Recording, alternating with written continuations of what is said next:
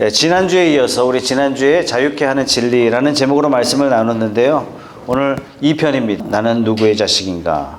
오늘 설교의 주제가 뭐냐? 누가 우리의 아버지냐? 이것이 바로 나는 누구의 자식이냐? 이것이 오늘 설교의 주제라고 할 수 있겠습니다.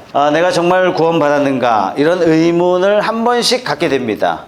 또 우리 주변 사람 가운데 어떤 분이 이분이 정말 구원받았는지 구원받지 않았는지 어떻게 알 수 있을까? 보통 구원의 확신을 통해서 알 수 있다 이렇게 말합니다. 확신이 있는 사람은 구원받았고 반면에 구원의 확신이 없는 사람은 구원받지 못한 사람이 아닌가 이렇게 이야기를 합니다. 그런데 이 구원의 확신이 내가 정말 구원받았냐 구원받지 못했냐 이걸 측정하는 좋은 척도는 되기는 하지만 절대적인 척도는 아닙니다. 왜 그런가 하면 어떤 분은 구원받았는데도 확신이 없어요. 어떤 분은 구원받지 못했는데도 구원받았다라고 자신하는 사람이 있습니다. 그래서 구원의 확신이 구원받았냐 구원받지 못했냐 이거 좋은 가늠자가 되기도 하지만 절대적인 척도는 아니다 이렇게 말씀드릴 수 있습니다. 자, 그럼 내가 구원받았는지 이 사람이 구원받았는지 어떻게 아느냐? 궁극적으로 그 사람이 사는 모습을 통해서 알 수 있습니다.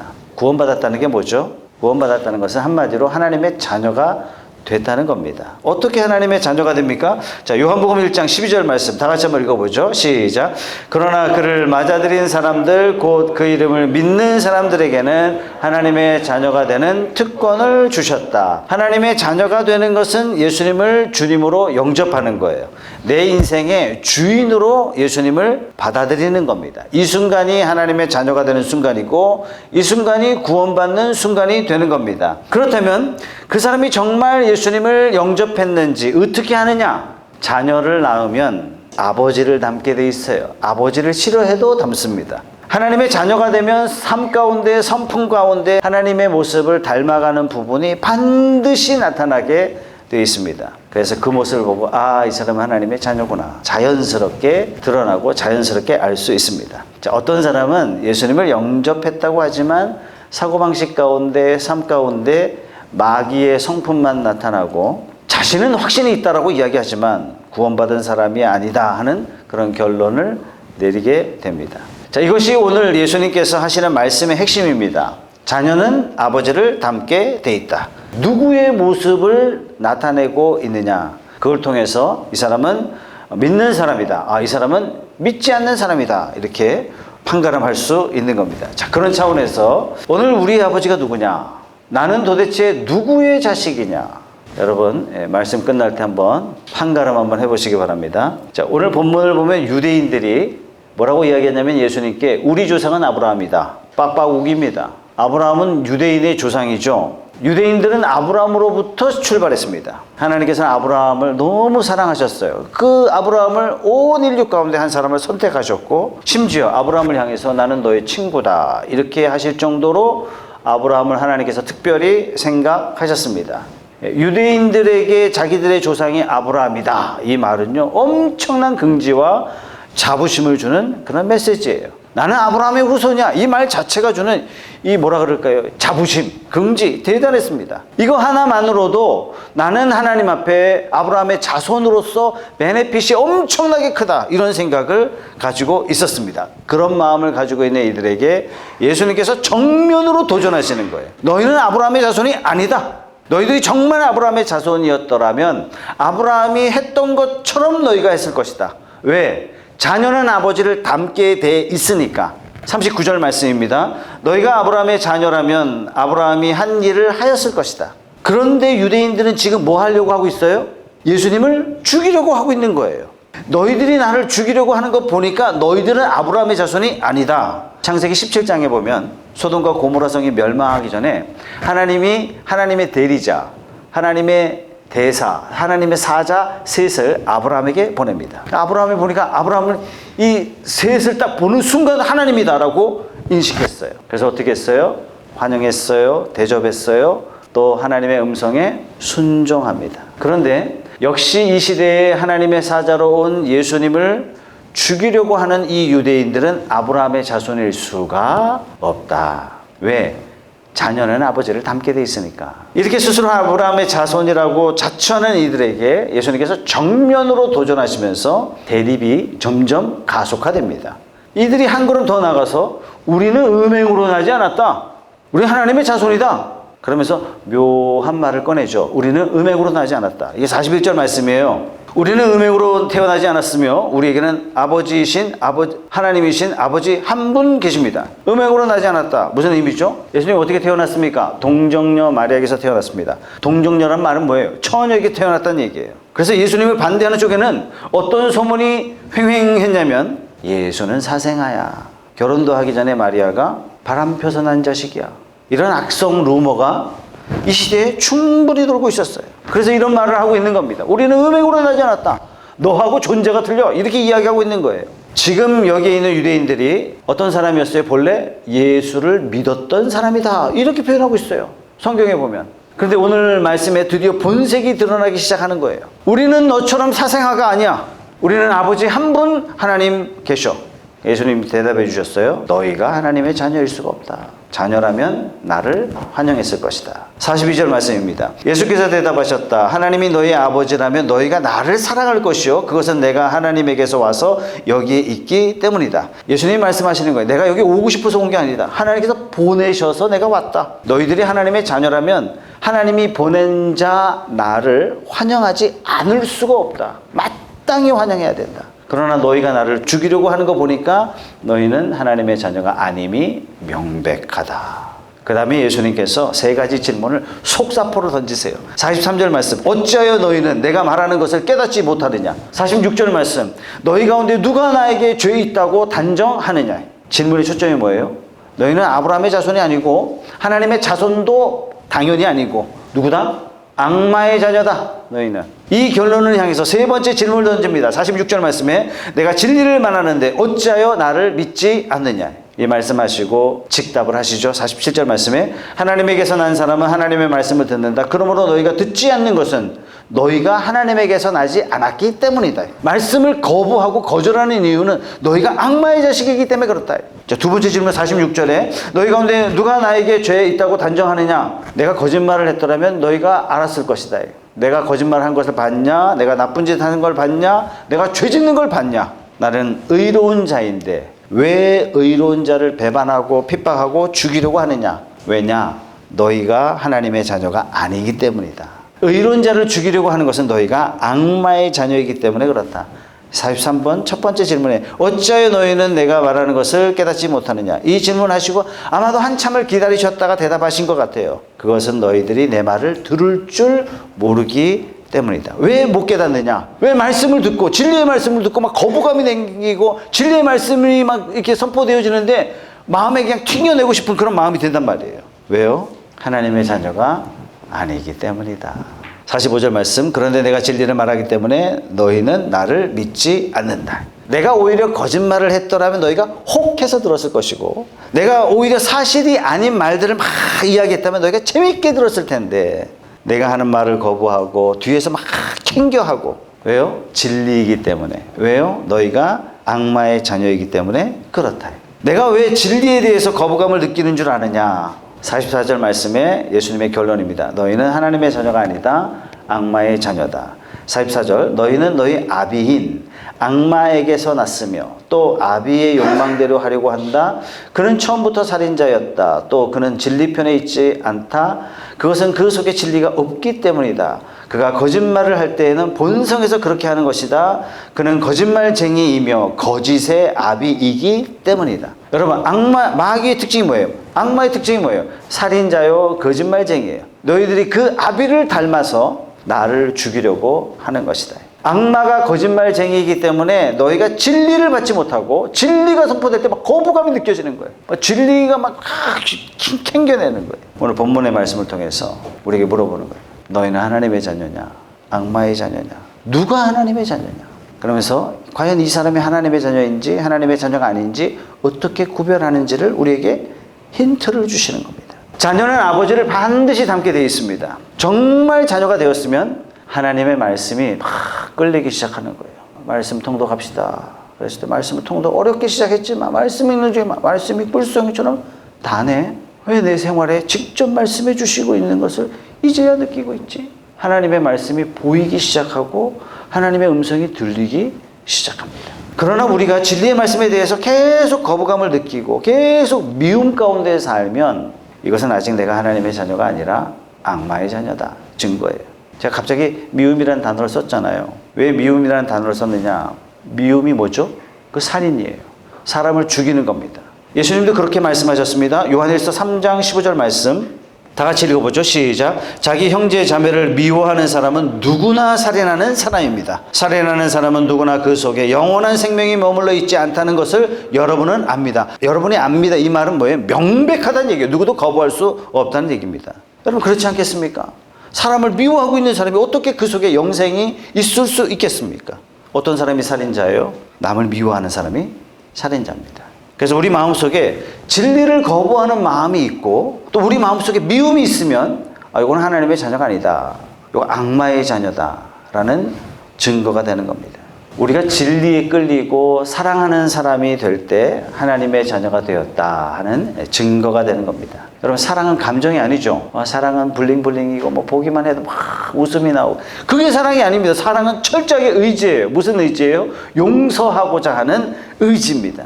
여러분 중에 아니 목사님 너무 이거 흑백 논리로 이거 설교하시는 거 아닙니까? 아직은 하나님의 자녀가 안 됐지만 그렇다고 나더러 지금 악마의 자녀라고 지금 우기시는 겁니까? 어딜 봐서 내가 악마의 자녀입니까? 아직 나는 회색지대, 중간지대, 믿든지 안 믿든지 딱 그 중간지대에 있습니다. 나는 중립입니다. 이 착각도 마귀가 주는 거짓말입니다. 마귀가 심어주는 거예요. 고아원에 가면 다 부모가 없죠, 그죠? 부모 없죠, 그죠? 고아원에 가면 부모가 없으면 정말 없습니까? 누가 낳아줬기 때문에 존재하는 거 아니겠습니까? 부모가 없는 게 아니라 부모를 모르거나 부모가 떠났거나 둘 중에 하나입니다. 마찬가지예요. 우리의 소속이 둘 중에 하나예요. 우리는 악마의 소속이든지 하나님의 자녀이든지. 중립이라고 주장하는 사람은 부모가 아직 없다고 빡빡 우기는 사람하고 똑같은 겁니다. 자기 부모가 누군지 모르고 있을 뿐입니다. 우리는 태어날 때 모두 다 악마의 자녀로 태어납니다. 에베소서 2장 3절 말씀에 우리도 모두 전에는 그들 가운데서 육신의 정욕대로 살고 육신과 마음이 원하는 대로 행했으며 나머지 사람들과 마찬가지로 날 때부터 누구의 자식이라고요? 진노의 자식이었습니다. 우리는 태어날 때부터 진노의 자식이었습니다. 마귀의 자녀로 우리는 태어났습니다. 그러다가 우리가 예수님 만나고 예수님 영접하고 성령께서 우리 안에 들어오시면서 우리의 운명이 바뀌고 우리의 삶이 바뀌고 우리의 신분이 바뀌기 시작한 거예요. 지금까지 마귀의 자녀였지만 영접하는 순간 우리는 하나님의 자녀가 된 겁니다. 자, 우리가 하나님의 자녀가 되면 그 다음부터 우리의 삶 가운데 하나님의 성품이 차츰차츰 자라가기 시작해요. 여러분들 스스로 신분을 잘 살펴보시기 바랍니다. 나는 누구의 자녀인가? 나의 아버지는 누구신가? 여기 있는 모든 분들 하나님의 자녀이시기를 소원합니다. 하나님의 자녀이면 하나님의 자녀임에도 불구하고 육적인 게 강하고 마귀적인 것이 가끔씩 나타날 뿐이다. 저는 그렇게 생각하고 싶습니다. 진리의 말씀을 사랑하지만 가끔 가다가 옛 성품이 도져서 진리의 말씀에 막 거부감도 느끼고 그 누구나 그럴 수 있잖아요. 우리가 사랑하며 살려고 하지만 어쩌다가 미움도 생기고 신분은 하나님의 자녀이지만 가끔씩 마귀의 자녀 노릇을 하며 산다. 뭐 그런 것 같습니다. 근데 이것도 큰 문제죠. 그렇지 않습니까? 하나님의 자녀가 됐으면 아버지를 섬겨야 되는데 누구를 섬기고 있어요? 마귀를 섬기고 있는 거예요. 마귀는 뭐예요? 우리를 고생만 시키지 우리에게 복 줄 수 있는 대상이 절대로 아니에요. 그런데 우리는 자꾸 마귀의 습성을 자꾸 따라가요. 마귀는 살인자라 그랬습니다. 마귀의 자녀 노릇을 하면 마귀는 반드시 여러분을 파괴합니다. 여러분을 파괴해서 여러분을 통해서 여러분 주변에 있는 사람도 파괴해요. 여러분을 통해서 가정도 파괴하고 교회 공동체도 파괴하는 게 마귀예요. 왜? 마귀의 본성이 파괴이기 때문에 그렇습니다. 어쩔 도리가 없어요. 마귀가 에덴 동산에 딱 들어와서 뭐 했어요? 하나님과 아담 사이의 관계를 파괴했어요. 그 다음에 뭐 했어요? 부부 사이의 관계를 파괴했어요. 그 다음 뭐 했어요? 아담과 하와의 자녀 가인과 아벨, 형이 동생이 돌로 쳐 죽였어요. 그때 사람들이 많이 있었던 그런 시대가 아니었단 말이에요. 결국에는 바벨탑까지 와가지고 어떻게 뭘 보여줬어요? 민족과 민족이 파괴되는 것까지 우리는 보게 됩니다. 여러분 마귀의 특징은요 파괴입니다. 뒤에서 쑥쑥쑥쑥쑥 이쪽에서 쑥쑥쑥쑥 우리가 하나님의 자녀로 천국 가면 상을 받고 하나님의 위로받고 막 칭찬받고 막 이래야 되는데, 아니 하나님의 자녀가 돼가지고 마귀 자식 노릇해가지고 지도 괴롭고 남도 괴롭히고 공동체 막 갈라놓고 이러고 하나님 앞에 가가지고 무슨 말이나 할 수 있겠습니까? 그렇지 않습니까? 그래서 우리는 마귀들과 싸워야 됩니다. 자, 그렇다면 우리가 마귀와 어떻게 싸웁니까? 내가 어떻게 마귀를 상대로 이길 수 있을까요? 생각보다 어렵지 않습니다. 생각보다 쉽습니다. 왜? 마귀의 방법을 아니까. 마귀의 방법을 모를 때는 영문도 모른 채 뒤통수를 얻어맞듯이 꼼짝없이 당하지만, 마귀가 어떤 존재인지를 정확하게 알면 마귀와 영적 싸움이 생각만큼 어렵지가 않습니다. 또 마귀를 어떻게 대항하는지 하나님께서는 이미 방법을 제시해 주셨습니다. 자, 마귀는 어떤 존재입니까? 거짓말쟁이에요. 무슨 뜻입니까? 늘 진리의 반대편에 서 있어요. 은혜와 사랑을 거부합니다. 마귀의 가장 큰 무기는 거짓말이에요. 그러니까 마귀는 거짓말을 통해서 우리에게 역사합니다. 거짓말을 통해서 우리에게 미움을 만들어내고 우리의 공동체를 파괴하는 것이 마귀예요. 자, 여러분들 가운데 설교를 듣는데 설교를 들으면서 시험 받는 분, 만약 그러시다면 내가 지금 마귀의 자녀 노릇을 하고 있구나, 이렇게 보시면 맞습니다. 시험 받으신다면 이 시험 받는 게 뭐냐? 이 마음에 거부감이 든다는 그런 느낌이거든요. 시험 받을 때 항상 책임 전가를 합니다. 저 사람 때문에, 저 사람 때문에. 물질의 노예가 된 사람은 헌금 설교를 하면 헌금 설교를 들을 때 막 거부감이 들어요. 다시는 하나님 믿나 봐라. 뻔한 설교. 물질의 노예가 된 분이에요. 인생을 낭비하는 사람들, 헌신된 삶을 사십시오 하는 설교를 들으면 시험을 받습니다. 내가 이렇게 바쁜데. 분주한 게 어리석은 거예요. 분주한 게 삶을 망치는 거예요. 이분은 꼭 용서가 필요한 사람인데 용서하지 못해서 믿음이 자라가고 있지 않는데, 용서에 관한 설교를 하면 반드시 시험을 받습니다. 누구의 역사예요? 마귀의 역사예요, 여러분. 목사가 누군가를 타겟으로 삼아서 그렇지 않습니다. 시험 받는 사람들은 내용보다도 항상 동기 때문에 시험 받아요. 왜 저런 얘기를 하지? 시기 때문에 시험 받습니다. 이럴 때 왜 이런 얘기를 하지? 방법 때문에 시험 받아요. 왜 그딴 식으로 이야기를 하지? 내용은 집중하지 못하고 다 지엽적인 것 때문에 마음의 거부감을 마귀가 막 심어주고 결국은 내용을 받아들이지 못하도록 만드는 거예요. 마귀의 역사를 따라서 사는 마귀의 자녀라는 증거입니다. 그래서 설교 들 때 마음에 거부감이 오면 요게 내 문제구나, 이렇게 생각하시면 거의 100% 맞습니다. 맹장 어떻게 진단합니까? 제가 한 몇 년 전에 맹장 수술했잖아요. 백병원에 갔다가 아프다고 그랬더니 진통제 넣고 그냥 끝나는 거예요. 계속 아프다. 근데 진통제 다른 진통 한 대 더 놨어요. 그래도 아프다. 모른다. 퇴원하라 그러더라고요. 그래서 다른 병원 와가지고 맹장이 터졌다 그랬어요. 맹장이 터졌다고. 배가 아프면 의사가 이거 혹시 맹장일까봐 맹장이 있는 부분을 사정없이 누려요. 아프다고 그렇게 해도 가만히 있어보라고 계속 누른단 말이에요. 왜 거기를 누르냐고 제가 의사하고 싸우겠습니까? 의사가 거기를 왜 누르죠? 의사가 일부러 아프게 만들려고 하는 겁니까? 아니에요. 나의 약한 부분을 알려주는 거예요. 내가 어디가 아픈지를 발견해 주는 거죠. 그러니까 우리가 설교 들을 때 거부감이 될 때, 또 시험이 들었다, 그때 기도해야 돼요. 주님, 제가 이 설교를 들으면서 왜 거부감이 일어납니까? 그때 해야 될 게 뭐냐면 회개입니다. 회개. 주님, 이런 거부감이 드는데 내가 어떻게 하기를 원하십니까? 기도해야 돼요.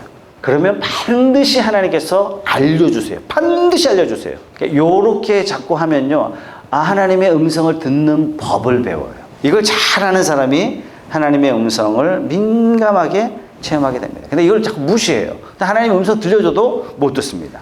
자, 마귀와 싸울 수 있는 방법은 뭐냐면 회개예요. 회개가 뭐죠? 고백하는 거예요.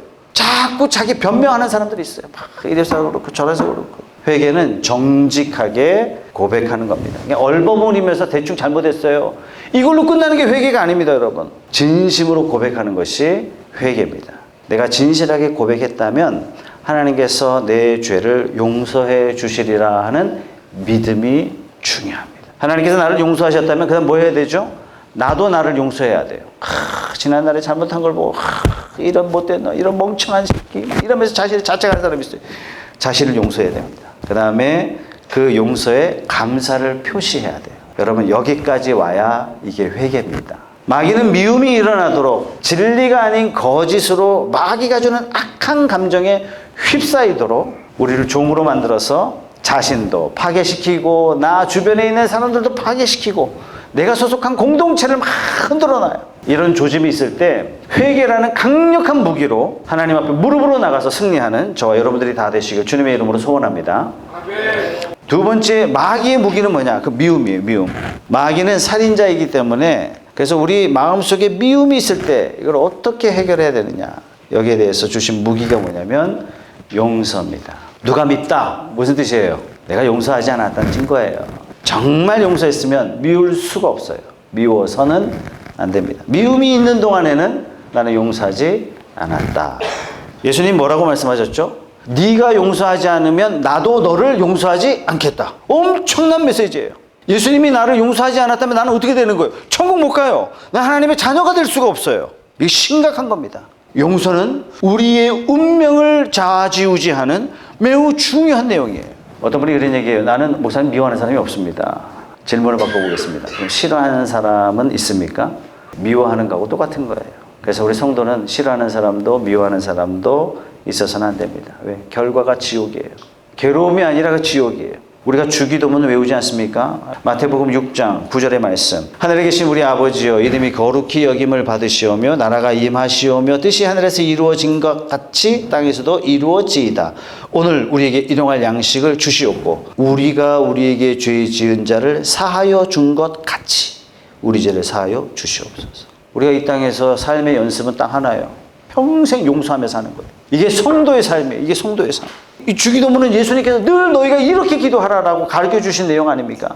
우리가 용서하지 않으면 우리 죄를 용서해 주십시오라고 간청할 수가 없어요. 여러분, 핑계대지 맙시다. 아, 우리는 인간이라 약해서 마음은 원이로되 육신은 야가도다. 핑계대요, 핑계. 그러면 안 됩니다. 미워하는 사람, 싫어하는 사람이 있다면 이것은 내가 악마의 자녀 노릇하고 있다. 100% 맞습니다. 용서해야 됩니다. 용서는 참아주는 것, 용서가 아닙니다. 그 사람을 향해서 축복할 때, 복을 빌어줄 때 비로소 이건 용서한 것이다. 축복 기도가 건성건성이다. 마지 못해서 한다. 진심으로 하느냐? 이거 보고 아, 이 사람 용서했구나. 이 사람 아직 용서하지 못했구나. 알 수 있어요.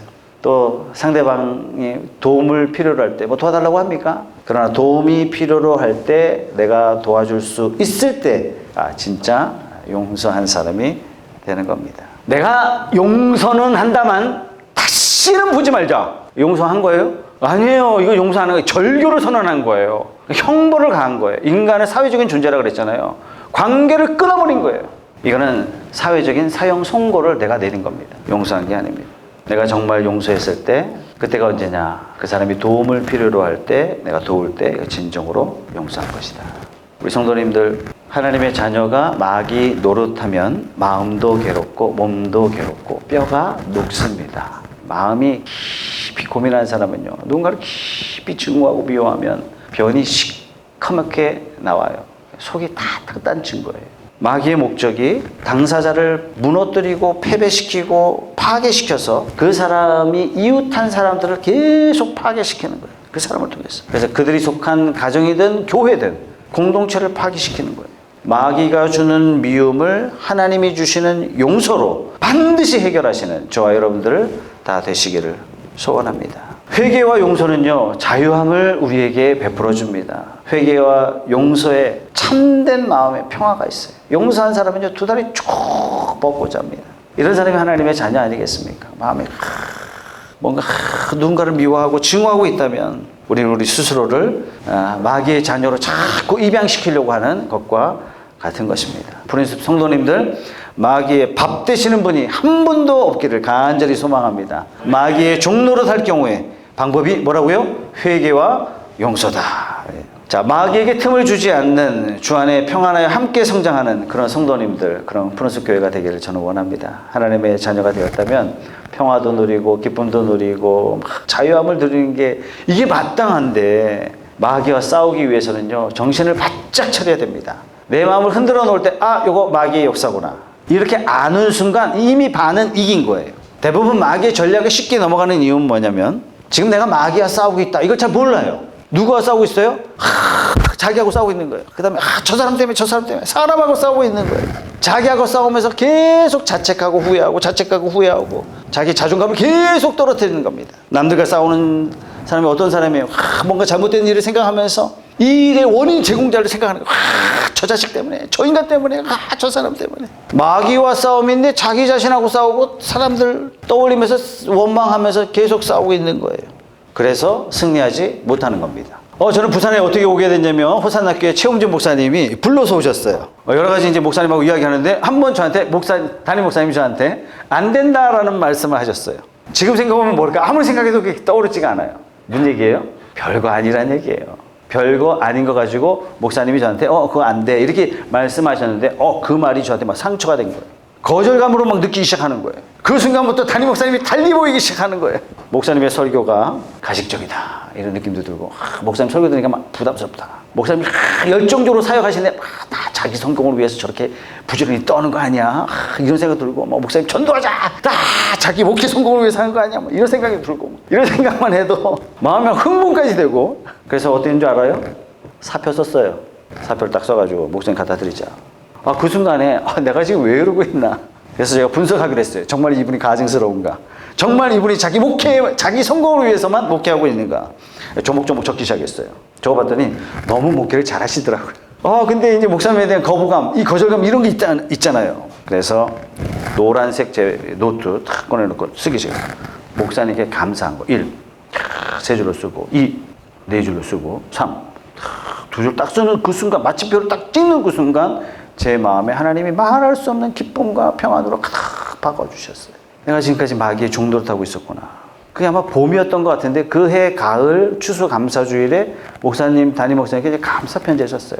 목사님 만나서 좀 감사한 거, 은혜로운 거 탁 써가지고 손글씨로 탁 써가지고 목사님께 탁 목사님이 이거 받자마자 눈동단지 같은 편지를 썼냐고 저한테 얘기하시는데 목사님 모르시지만 하나님께서 제 마음을 바꿔주신 결과를 목사님께 제가 드린 거죠. 감사와 평강, 기쁨과 은혜로 하나님께서 싹 제 마음을 다 바꿔주셨어요. 요즘 제 아내가 저한테 하는 이야기가 뭐냐면 누웠다 하면 그냥 잔대요. 누웠다 하면 잔다고. 누웠다 하면 잔다고. 왜 잠을 자려고 하면 이 어둠은요 흑암의 세력 가운데 역사하는 힘이 강하거든요.